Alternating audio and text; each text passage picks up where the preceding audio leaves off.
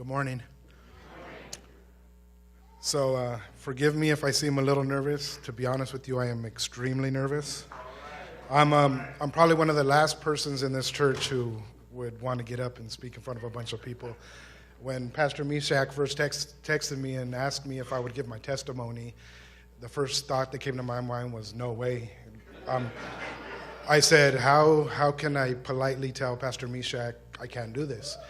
I grabbed my phone, and as I started to text, yes, I will came out. And I think you all know where that comes from. Hello, my name is Gilbert Durazo. I am the youngest of two children. I have an older sister, Veronica. Growing up, I had what I would consider a good and happy childhood, the old school type, when kids played till the sun went down, or until mom whistled for me to come home. As long as I can remember, there was always someone else living with us, whether it would be a cousin, aunt, uncle, or even a grandparent. Mom and dad always welcomed anyone who needed a place to stay. That wouldn't surprise you if you know my parents, Manuel and Olga. I can say they were always there for me and taught me right from wrong. Mom always loving and willing to help with my homework.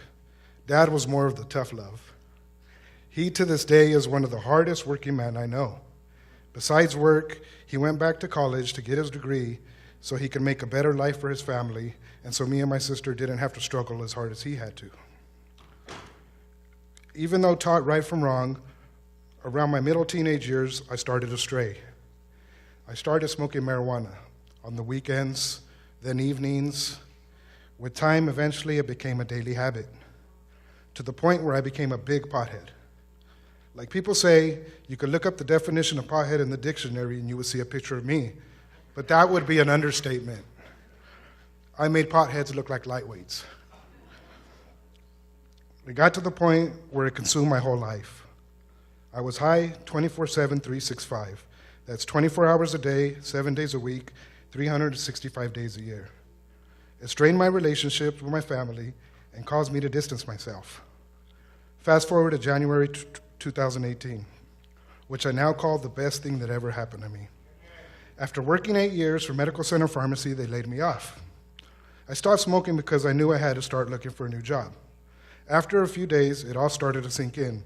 No job, mortgage to pay, bills to pay, I need to put food on the table. Then, me and my wife started to argue and fight like never before. After 10 years of never sleeping apart, I started sleeping on the couch.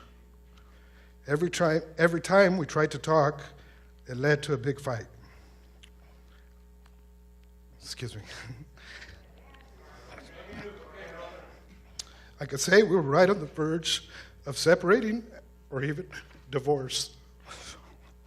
One day while she was at work, I was sitting outside thinking, and it all hit me hard. I felt broken and defeated. It was at that moment I realized I couldn't do this alone anymore. I got up, walked into my house and into my bedroom, and closed the door behind me. I dropped to my knees and prayed like I never prayed before. I told God I was ready to give him my life. I didn't ask for my job back. I didn't ask for him to save my house or my relationship with my wife. I just told him that I was putting it all in his hands, that what he wanted, his will be done, and that I was ready to change and become a new man. That following weekend, I started coming here to South Bay. After about a couple weeks, I realized I wanted to get baptized and wash all my old sins away and start new. About a month ago, my wife told me, "You are not the same man I married."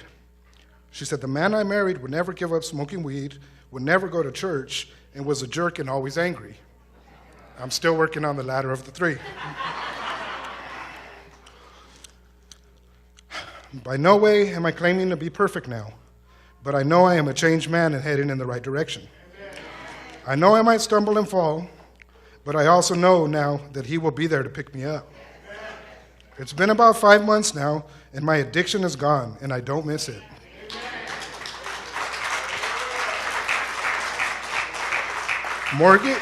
My mortgage and my bills are being paid. There's always food on the table. And my relationship with my wife and my family are heading in the right direction. I want to thank South Bay Church for making me feel welcome and accepted here. Pastor Meshach, and anyone else that has given the sermons for their messages that felt like they were speaking to me personally. Fred for his time and giving me personal Bible studies and helping me understand the Bible better. Mom and Dad for never giving up on me. And last but not least, my wife for staying by my side and her support. I love you. You know, it's like God has given me a sample of what it's going to be like in heaven. Mom's conditional love and faith in me shows me how much God love and faith in me is, and the relationship with my Father here on earth. I've had more conversations with my dad in the past 5 months than I've had in 40 years. We've built things together, and he's even showing me how to take care of my garden, like it will be like in heaven, one-on-one conversations with our Heavenly Father, building our own homes and tending to our gardens. So now I know the Lord was always there knocking on my door. I just chose to ignore it. Answering was the best thing I've ever done.